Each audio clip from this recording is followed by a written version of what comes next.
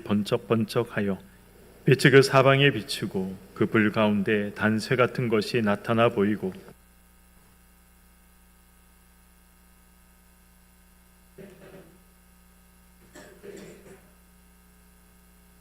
그들에게 각각 내 얼굴과 내 날개가 있고 다리는 곧은 다리요 그들의 발바닥은 송아지 발바닥 같고 광낸 구리같이 빛나며 그 사방 날개 밑에는 각각 사람의 손이 있더라.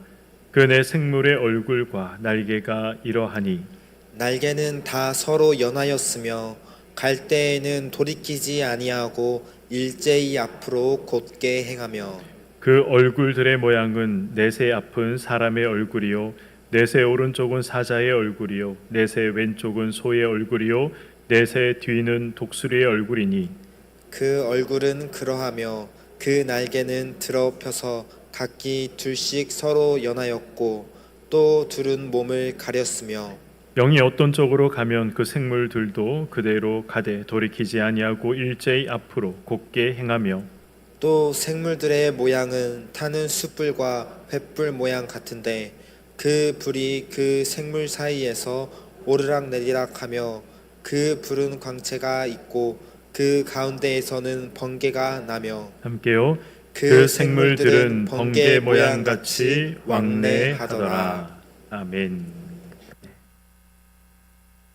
네, 오늘 우리 에스겔 방금 읽었던 이 본문은 사실 굉장히 이해하기 힘든 그런 내용이 기록이 되어 있습니다. 오늘 본문에 기록된 이 에스겔이 본 환상이 무엇입니까? 이 폭풍과 큰 구름의 환상이고 그리고 또 이 5절부터 14절에 보시면 네 생물의 환상을 에스겔이 보게 됩니다. 먼저 4절의 말씀을 한번 보도록 하겠습니다. 내가 보니 북쪽에서부터 폭풍과 큰 구름이 오는데 그 속에서 불이 번쩍번쩍하여 빛이 큰 사방에 비치며 그 불 가운데 단쇠 같은 것이 나타나 보이고 이 북쪽에서 폭풍과 큰 구름이 이 몰려왔다라는 기록을 하고 있습니다. 지금 에스겔이 북쪽에서부터 이 큰 구름과 폭풍이 몰려오는 그런 환상을 보고 있는 것이죠. 이 본문의 북쪽은 어떤 나라를 기준으로 해서 북쪽입니까? 바로 이스라엘, 이 남유다를 기준해서 이 북쪽을 의미하는 것이죠. 이 이스라엘의 북쪽, 남유다의 북쪽에는 어떤 나라가 있었습니까? 바로 바벨론이 있었습니다. 지금 이 에스겔이 에스겔서를 기록하고 있을 때에는 바벨론이라는 나라가 이제 남유다를 1차 침공하고 또 2차까지 침공해서 이제 정말 이 남유다가 곧 있으면 멸망당할 그런 시점에 오늘 이 환상을 하나님으로부터 보게 된 것이죠. 이 폭풍과 큰 구름이 뜻하는 것이 무엇일까요? 폭풍과 구름. 성경에서 이 폭풍 또 우리가 이 구름 아마 이 먹구름을 의미하는 것일 겁니다. 그런 폭풍과 구름이 몰려온다라는 것은 우리가 그냥 보기에도 별로 좋지 않은 그런 일들이 지금 몰려오고 있다라는 것을 이 상징하고 있다라는 걸 알 수가 있습니다. 이 폭풍과 구름이 뜻하는 것은 바로 남유다에 닥치게 될 재앙과 재난들을 의미하는 것이죠. 하나님은 유다의 북쪽에 이 바벨론을 두시고 이 바벨론을 남유다를 심판하기 위한 도구로 하나님께서 사용하실 것이다 라는 것을 지금 에스겔에게 환상을 통해 보여주고 계신 것이죠. 폭풍과 큰 구름 속에 이 불이 번쩍번쩍 하고 있다라고 기록을 하고 있습니다. 이 폭풍과 구름 속에 불이 번쩍번쩍한다. 이것이 어떤 의미입니까? 성경에서 불은 일반적으로 심판을 상징할 때 사용되는 도구입니다. 그러니까 지금 하나님께서 이스라엘을 심판하시기 위해서 지금 북방으로부터 재앙과 재난을 하나님께서 몰고 오실 것이다 라는 것을 이스라엘 백성들을 심판하기 위해서 남유다를 심판하기 위해서 하나님께서 그런 재앙과 재난들을 몰고 오신다. 이 사실을 말씀하고 있는 것이죠. 5절에서 14절 이하의 말씀은 이 에스겔은 불이 번쩍번쩍하는 그 구름 사이에서 이제 이상하게 생긴 생물을 보는 그러한 환상이 기록이 되어 있습니다. 이 내 생물의 환상이다. 우리가 그렇게 통상 부릅니다. 에스겔은 이 내 생물의 모습을 어떻게 묘사하고 있습니까? 5절과 6절의 말씀입니다. 그 속에서 내 생물의 형상이 나타나는데 그들의 모양이 이러하니 그들에게 사람의 형상이 있더라. 그들에게 각각 내 얼굴과 내 날개가 있고 내 날개가 있고, 이 내 생물이 전체적으로는 사람의 형상을 하고 있다라고 기록을 하고 있습니다. 그러나 이 네 개의 얼굴을 가지고 있고 그리고 또 네 개의 날개를 가지고 있다라고 기록을 하고 있는 거죠. 7절과 9절은 이 네 생물의 다리와 그리고 이 네 생물의 날개를 상세하게 묘사하고 있습니다. 7절에서 9절의 말씀입니다. 그들의 다리는 곧은 다리요 그들의 발바닥은 송아지 발바닥 같고 광낸 구리같이 빛나며 그 사방 날개 밑에는 각각 사람의 손이 있더라. 그 네 생물의 얼굴과 날개가 이러하니 날개는 다 서로 연하였으며 갈 때에는 돌이키지 아니하고 일제히 앞으로 곧게 행하며, 이 네 생물은 사람의 형상을 하고 있기 때문에 두 다리를 가지고 있었습니다. 그런데 그 두 다리는 곧게 뻗어 있다라고 기록을 하고 있죠. 그리고 발바닥은 송아지 발바닥과 같고 그리고 날개 밑에는 사람의 손이 있으며 이 네 생물의 날개는 서로 맞닿아 있다라고 되어 있죠. 그러니까 이제 이 네 생물의 날개가 있는데 이 네 생물마다 이 날개를 펼쳐서 이 날개와 날개가 서로 맞닿아 있었다라고 기록을 하고 있습니다. 그리고 이 네 생물이 움직일 때에는 이 항상 이 직진으로 움직였다라고 기록이 되어 있죠. 10절에서 11절을 보시면 이 네 생물의 얼굴과 또 네 생물이 가지고 있는 이 날개의 용도에 대해서 기록을 하고 있습니다. 10절에서 11절의 말씀입니다.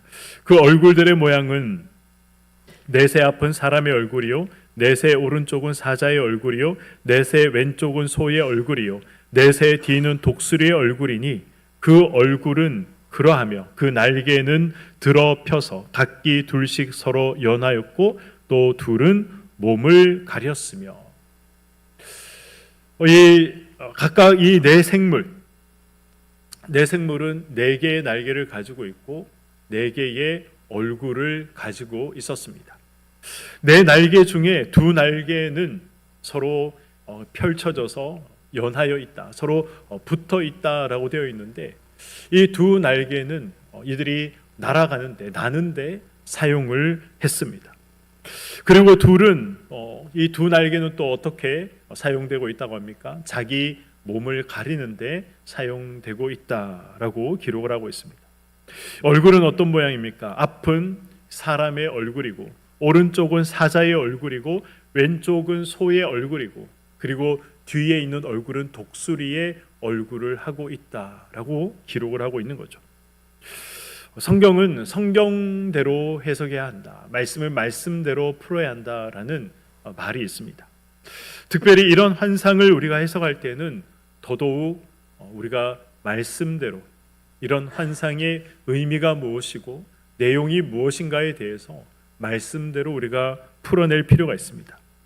네 개의 이 얼굴이 의미하는 것은 무엇입니까? 이 성경학자들은 각각의 얼굴은 하나님께서 창조하신 모든 피조 세계의 생명들을 대표한다라고 이야기를 합니다. 사람은 만물의 대표죠. 사자는 동물의 대표입니다. 소는 가축의 대표이고 독수리는 조류를 대표하는 동물입니다. 사람의 얼굴은 하나님의 형상을 반영한 것으로 이 고귀함과 지혜를 의미하는 것이고 사자의 얼굴은 권세와 힘을, 그리고 소는 봉사와 충성을, 독수리는 날쌘과 높음을 상징한다라고 이야기를 합니다. 오늘 본문을 보시면 특별히 이제 날개라는 단어가 자주 등장을 합니다. 보편적으로 날개는, 새의 날개는 보통 한 쌍, 이 두 개로 좌우 하나씩, 그래서 한 쌍으로 되어 있지 않습니까? 그러나 오늘 이 에스겔이 본 환상에서는 네 생물이 가진 날개의 수가 모두 네 개다, 두 쌍으로 되어 있다라고 기록이 되어 있습니다. 날개가 네 개다. 이것이 의미하는 것이 무엇일까요? 날개가 네 개다. 그만큼 빨리 날 수 있다는 이야기고, 그만큼 자유롭게 날 수 있다는 것이고, 그만큼 강하게 날 수 있다는 의미입니다. 하나님께서 이 생물들을 자유자재로 힘있게 운행하고 계신다, 부리고 계신다, 이런 것들을 상징하기 위해서 이 날개가 네 개인 생물로 하나님께서 환상을 보여주고 계신 것이죠. 손은 우리 신체 중에서 또 제일 많은 일을 하죠. 이 날개 아래 손이 있다. 아마 이 영화를 보신 분들, 천사가 나오는 영화를 보신 분들은 쉽게 이미지를 그릴 수 있을 것 같습니다. 이 날개 안에 사람의 팔이 또 달려 있죠. 바로 그것을 이야기를 합니다. 날개 아래에 손이 있다라는 것은 사람의 팔과 같은 것이 달려 있었다라는 의미입니다. 날개 아래 손을 숨기고 있었다. 이 말은 사람이 손을 통해서 우리가 많은 일들을 하지 않습니까? 마찬가지로 이 네 생물도 날개 아래 손을 가지고 있다라는 것은 하나님께서 이 네 생물을 통해서 많은 일들을 하나님이 하신다라는 것을 상징하고 있는 의미입니다. 다리가 곧다라는 것은 그만큼 잘 걸을 수 있다는 것이고, 이 발바닥에 송아지 발바닥 같다라는 것은 송아지처럼 잘 걷고, 그리고 송아지처럼 잘 뛸 수 있다라는 것을 상징하는 의미입니다. 한마디로 이 네 생물의 형상은 아주 기민하고 아주 재빠르게 이 하나님께서 무엇이든 말씀하시고 하나님께서 무엇이든 명령하시면 움직일 수 있는 그런 생물이다, 그런 준비가 되어 있는 생물이다라는 것을 설명하고 있는 것입니다. 중요한 것은 하나님께서 이 모든 것을, 이 생물들을 다스리고 계셨다는 것입니다. 본문 12절의 말씀을 한번 보도록 하겠습니다. 영이 어떤 쪽으로 가면 그 생물들도 그대로 가되 돌이키지 아니하고 일제히 앞으로 곧게 행하며. 12절을 방금 읽었던 이 말씀을 보시면 영이라는 단어가 등장을 합니다. 이 영이라는 말의 원어의 의미는 루아흐라고 되어 있었습니다. 루아흐. 어떤 의미입니까? 하나님의 영이죠. 하나님의 영이신 성령을 성경이 가리킬 때 루아흐라고 이야기를 합니다. 바로 하나님의 영입니다. 하나님의 영이 어느 쪽으로 가든 어느 편으로 가든 이 네 생물들이 그대로 따라갔다라는 것입니다. 하나님의 영을 따라 네 생물이 함께 갔다. 이것이 의미하는 것이 무엇입니까? 이 네 생물을 부리는 분이, 이 네 생물을 다스리는 분이, 그리고 이 네 생물을 통해서 일하시는 분이 바로 하나님이시다라는 것을 말씀하고 있는 것이죠. 에스겔 10장 15절을 보시면 이 네 생물의 정체가 이 10장 15절에 기록이 되어 있습니다. 이 네 생물의 정체가 무엇일까요? 그룹이다라고 표현을 합니다. 그룹, 천사죠. 이 그룹 천사들이 이 성경에 등장하는 곳이 있습니다. 어디에 등장을 합니까? 바로 하나님의 언약궤. 그 하나님의 언약궤에 하나님께서 그룹의 형상을 두시고 이 언약궤 뚜껑을 만들라라고 말씀하신 장면이 기록이 되어 있습니다. 언약궤 위에 날개를 펼치고 서 있는 이 형상으로 만들어진 천사가 바로 그룹이죠. 사무엘하 22장 11절을 보시면 그룹을 타고 나르시며 바람 날개 위에 나타나셨다라는 말씀이 있습니다. 하나님께서 바로 이 천사들을 부리시고 계신다는 것이죠. 하나님은 천사들을 부려서 인간의 역사 속에서 일하시고 또 하나님께서 이 모든 역사 속에서 개입하신다라는 것을 성경은 말씀하고 있습니다. 그래서 하나님께서 뜻하시고 계획하시는 일들이 한치의 오차 없이 진행될 수 있도록 하나님이 이 천사들을 부리신다라는 것을 말씀하고 있는 것이죠. 나라가 혼란스럽고 어렵지 않습니까?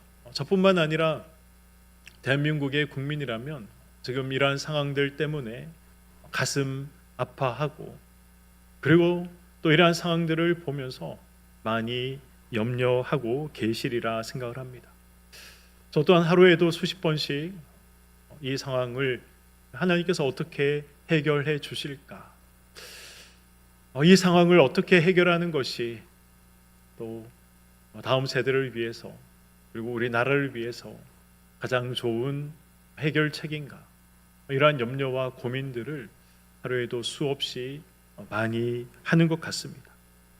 이 나라의 운명과 교회의 운명이 상관없지 않고, 나라의 운명과 그리고 개인의 운명이 상관없지 않습니다. 그러므로 지금 일어나고 있는 이 모든 일들이 사실 굉장히 중요한 일들이고 굉장히 염려스러운 그런 일들입니다.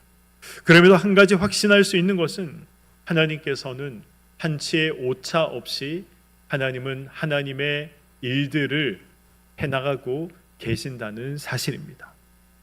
자, 이렇게 말씀을 드리면 이 말씀을 곡해해서 듣는 분들도 계시는 것 같습니다. 아니, 목사님, 그렇다면 어차피 하나님께서 하나님의 뜻대로 오차 없이 하나님의 계획대로 하나님의 뜻을 이루어 나가신다면, 그렇다면 우리가 나라를 위해서 기도할 필요가 없지 않습니까? 이렇게 묻고 싶은 분들도 계시리라 생각을 합니다. 그러나 이 말은 기도하지 말라라는 그 말이 아니죠. 기도해야 합니다. 나라와 민족을 위해서 기도해야 하고, 잘못된 선택과 결정을 내리지 않도록 권세들을 위해서 우리는 기도해야 할 의무가 우리에게 있습니다. 그러나 나의 기도대로 되지 않는다고 해서 내가 생각하는 이 옳음, 내가 생각하는 정의, 그 옳음과 정의대로 되지 않는다고 해서, 결정되지 않는다고 해서 거기에 대해서 우리가 분노하거나 거기에 대해서 우리가 한탄하거나 너무 염려할 필요는 없다는 것입니다. 왜냐하면 하나님께서 만들어 가시기 때문에 그런 것이죠. 하나님께서 한치의 오차 없이 하나님께서 이루어 가시고 만들어 가시기 때문에 그렇습니다. 우리가 기억해야 할 중요한 사실은 이 내 생물로 묘사된 이 그룹들과 천사들이 이 하나님의 명을 받아서 신속하게 움직이고 있다라는 사실입니다. 오늘 보면 13절과 14절의 말씀을 보도록 하겠습니다. 또 생물들의 모양은 타는 숯불과 햇불 모양 같은데 그 불이 그 생물 사이에서 오르락 내리락 하며 그 불은 광채가 있고 그 가운데에는 번개가 나며 그 생물들은 번개 모양같이 왕래하더라. 아멘. 특별히 14절의 말씀, 그 생물들은 번개 모양같이 왕래하더라, 이 말씀의 이 원문을 직역하면 이런 의미가 되더라고요. 그 생물들은 마치 번개불의 모습처럼 달리고 달리기를 반복하더라. 그 생물들이 번개불의 모습처럼, 그 생물들이 이 빛의 속도로 움직였다라는 것이죠. 하나님께서 명하시고 하나님께서 뜻하신 그 일들을 그들이 행함에 있어서 그들이 번개처럼 빛의 속도로 주저하지 않고 망설이지 않고 신속하게 하나님의 일을 해 나갔다라는 이 사실을 기록하고 있는 것입니다. 천사들이 하나님으로부터 명령을 받으면 주저하지 않는 것이죠. 하나님으로부터 이 말씀을 들으면 천사들은 신속하게 움직인다는 것입니다. 이 내 생물들이 왜 이렇게 빨리 움직입니까? 하나님의 뜻을 지체 없이 수행하기 위해서 이 내 생물들이 번개와 같이 빛과 같이 그렇게 움직였다는 것입니다. 그렇다면 하나님의 뜻을 깨달은 사람들은 어떻게 이 처신을 해야 합니까? 지체하지 말아야 하는 것이죠. 하나님의 뜻을 알았다면 우리가 그 하나님의 뜻을 이루어 감에 있어서 지체하지 않아야 됩니다. 신속하게 움직여야 한다는 것이죠. 하나님의 뜻을 우리가 수행하면서 이리 재고 저리 재고 이렇게 계산하고 저렇게 계산하는 것이 아니라 이것이 하나님의 뜻이다. 하나님께서 말씀하시고 하나님께서 계획하시면 우리는 지체하지 않고 움직여야 한다는 것입니다. 내 생물이 하나님의 종이듯이 저와 여러분도 하나님의 종 아니겠습니까?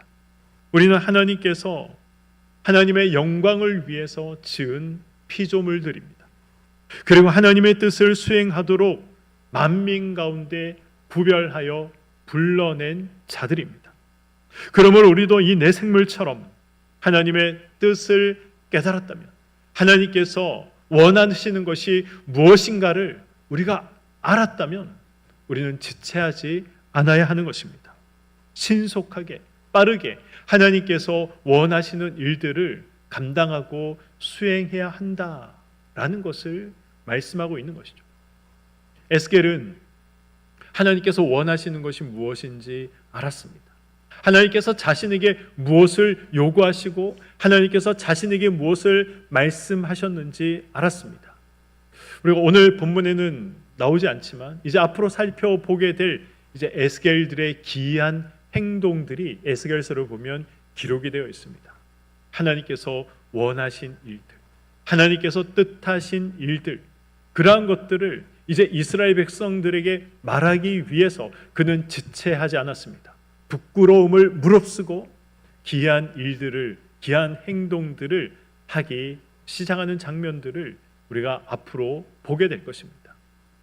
에스겔도 하나님의 뜻을 알고 지체하지 않았습니다. 에스겔 역시 하나님의 종이죠. 이 천사들 역시 하나님의 종인 것처럼 저와 여러분들도 하나님의 종입니다. 하나님의 종들은 주인이 말씀하시면 종들은 재빨리 움직여야 하는 것입니다. 주인의 마음이 무엇이다 라는 것을 우리가 안다면, 종들이 안다면 이리 재고 저리 재고 이리 계산하고 저리 계산하는 것이 아니라 즉각적으로 신속하게 빠르게 행동해야 한다라는 것을 하나님은 오늘 이 환상을 통해서, 이 내 생물의 환상을 통해서 에스겔에게 그리고 저와 여러분들에게 말씀하고 있는 것입니다.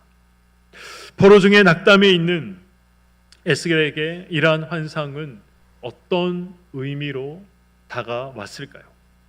에스겔은 그렇게 생각했을 겁니다. 1차 침공에 의해서 에스겔이 붙잡혀 오지 않습니까? 그리고 또 바벨론의 2차 침공에 의해서 또 다른 사람들이 바벨론의 포로로 붙잡혀 왔습니다. 하나님께서 건져 주실 것이라면, 하나님께서 우리 나라를 구원해 주실 것이라면 이 바벨론의 포로로 붙잡혀 와 있는 동안 에스겔이 무엇을 봐야 했을까요? 바벨론이 시간이 지나면 지날수록, 해가 거듭되면 거듭될수록 국력이 점점 약해지는 것을 봐야 하지 않았겠습니까? 시간이 지나면 지날수록, 해가 거듭되면 거듭될수록 자신의 조국인 남유다가 날이 갈수록 강성해지는 것을 봐야 하지 않겠습니까? 그런데 시간이 지날수록 바벨론은 더욱 강성해지고, 시간이 지날수록 자기의 나라인 이 남유다는 점점 쇠락해가는 모습을 보면서 에스겔이 무슨 생각을 했을까요?